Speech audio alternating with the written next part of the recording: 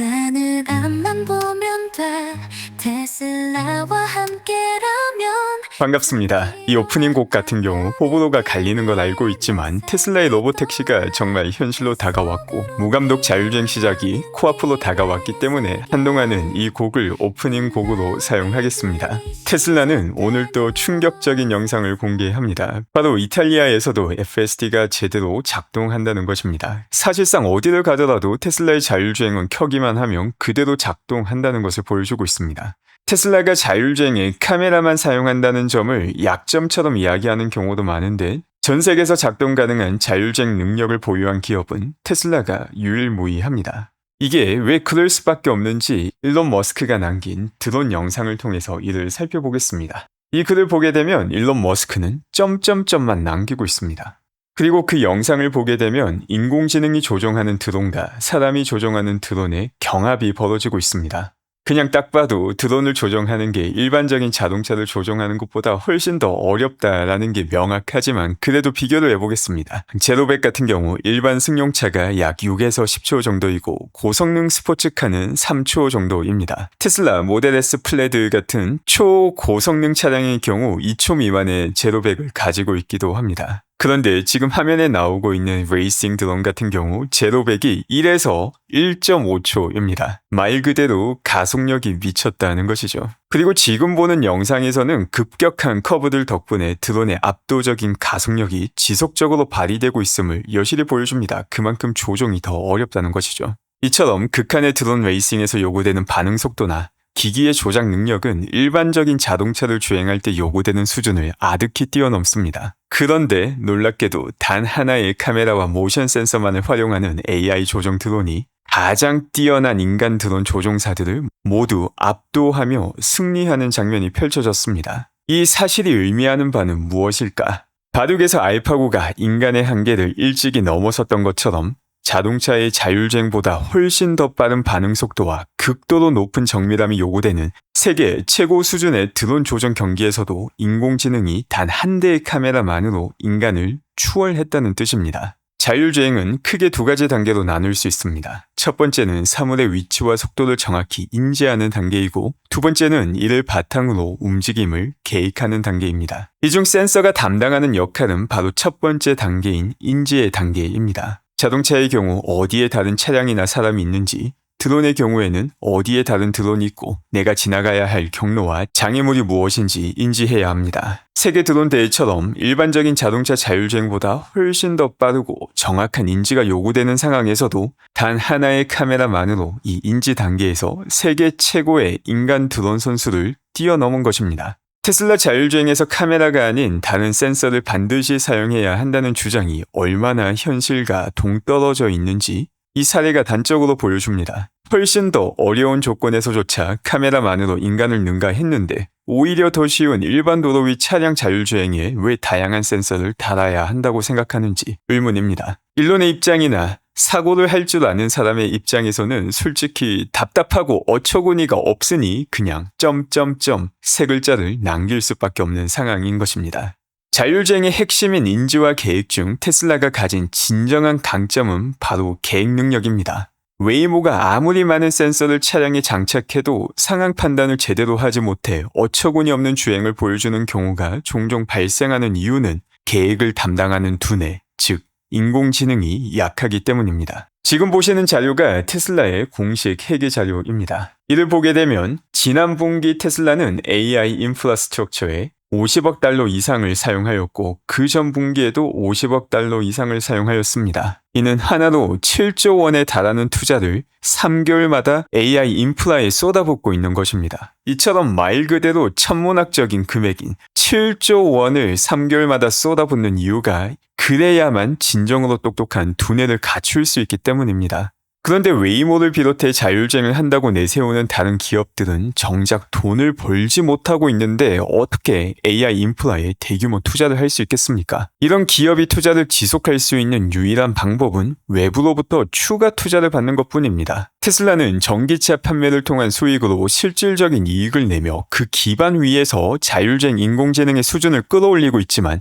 다른 기업들은 인공지능의 지능을 올리는 데 들어가는 막대한 비용을 도저히 감당할 수 없는 구조가 현실입니다. 그러다 보니 이미 드론을 통해 명확히 드러난 카메라의 인지 능력에 관한 노이즈를 오히려 더 증폭시키고 있습니다. 어차피 지는 게임이니 흙탕물판을 만들어 어리버리한 투자자들에게 조금이라도 더 많은 투자를 받아내려는 것입니다. 회사가 결국 망하더라도 추가 투자금을 확보하면 회사에서 일하는 입장에서는 챙겨갈 몫이 더 많아지기 때문입니다. 바로 이런 이유로 인해 테슬라는 전 세계 곳곳에서 실제로 작동하는 자율주행을 선보이고 있지만 그 어떤 다른 기업도 이와 비슷한 수준의 대규모 스케일링을 보여주지 못하고 있습니다. 일부에서는 특정 상황이나 특정 구간에서 자율주행이 가능해졌다고 주장하며 테슬라를 따라잡았다고 흙탕물을 만들지만 현실은 운동 2년한 초짜 허니잼이 내년에 올림픽 나가서 메달 따겠다고 말하는 것과 똑같은 것입니다. 카메라 이야기가 나와서 인공지능과 카메라가 결합되었을 때 그 가능성이 얼마나 무궁무진한지를 보여주는 영상을 준비했습니다. 지금 보시면은 상황이 조금 혼란스러우실 수도 있는데 왼쪽 위 영상은 카메라를 설치한 뒤 3인칭 입장에서 이 영상을 촬영한 것입니다. 이걸 보게 되면 주방장 분께서 메타글래스 같은 카메라가 되는 안경을 사용하고 있죠.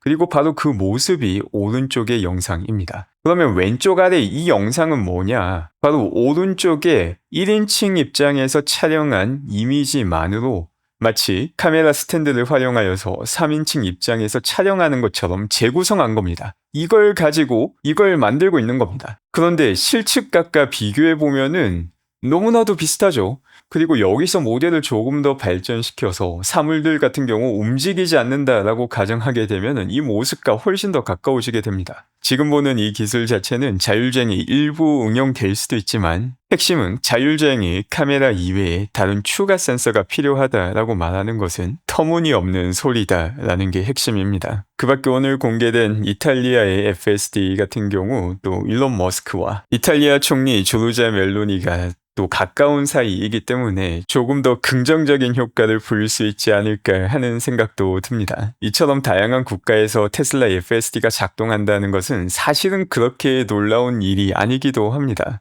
왜냐하면 벌써 극악의 난이도인 중국에서도 FSD가 작동한다는 것을 증명을 했기 때문이죠. 이제 중국보다 더 난이도가 높은 국가는 인도 한 곳밖에 존재하지 않습니다. 그렇기 때문에 인도를 제외한 전 세계 모든 곳에서 테슬라 FSD는 작동한다라고 말을 해도 크게 틀리지 않은 말이 됩니다. 다양한 자연들 국가에서 FSD가 작동하는 것은 어떻게 보면 당연한 건데 오히려 과거 공개하였던 우엔들 국가인 호주에서 FSD가 작동하는 게 사실은 더 놀라운 일입니다. 이거 자체가 테슬라의 자율주행 두뇌가 정말 뛰어나다는 것을 증명하는 것이죠. 현재 자율주행에서 핵심 키포인트는 인지 단계, 센서 단계가 아니라 두뇌 단계인데 그 두뇌 자체가 벌써 뛰어난데 여기서 매개 변수를 4배 더 추가시킨 모델이 지금 로보택시에 적용이 되고 있는 것입니다. 그 밖에 유럽에서도 상당히 고무적인 내용이 확인되기도 하였습니다. 최근 유럽연합 집행위원회는 FSD 및 DCAS와 관련해 규제 환경을 점진적으로 완화하고 있습니다. DCAS는 유럽연합에서 말하는 주행 지원 시스템을 의미합니다. 바로 이 DCAS 규정이 개정되는 건데 자동차 시스템이 운전자 개입 없이 차선 변경 등 일부 주행 조작을 허용하는 방향으로 나아가고 있다는 것이 확인되었습니다. 특히 고속도로 내에서 운전자가 손을 떼고 일부 주행을 시스템에 맡기는 기능이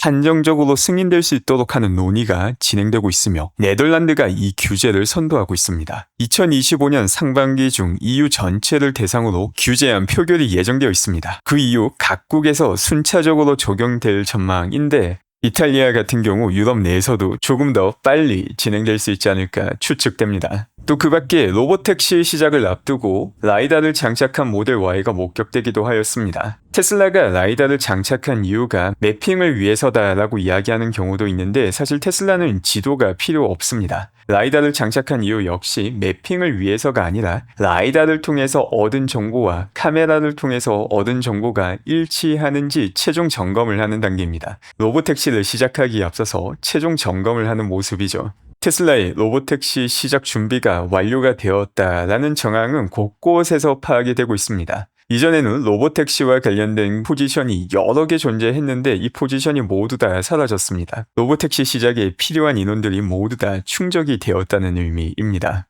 지금 보시는 영상은 2019년의 스페이스X와 2025년의 스페이스X입니다. 왼쪽에 보시면 아주 귀여운 로켓이 보이죠? 이 로켓의 이름이 그레이스하퍼, 우리말로 메뚜기입니다. 당시에는 메뚜기처럼 정말 조금 띄었다가 그 다음에 재착륙하는 기능을 테스트 삼아서 진행했던 모델입니다. 이 메뚜기가 나올 때만 하더라도 대부분의 사람들은 관심조차 두지 않았고 크게 의미가 없을 거라고 생각했는데 불과 6년 뒤 빌딩만한 로켓이 재착륙에, 그것도 지상이 아니라 찹스틱스 위에 재착륙하는 것을 성공시켰습니다. 과거 2014년 블룸버그 인터뷰에서 일론 머스크는 5, 6년 뒤부터 자율주행이 시작될 것이다 라고 밝혔습니다. 물론 그 5, 6년 뒤 감독형 자율주행은 시작이 되었지만 이제는 무감독 자율주행이 시작이 되게 되었습니다. 감독형에서 무감독으로 발전하는데 생각보다 긴 시간이 걸린 거 역시 사실이지만 모두가 불가능할 것이다 말했던 내용이 다시금 현실이 되고 있습니다.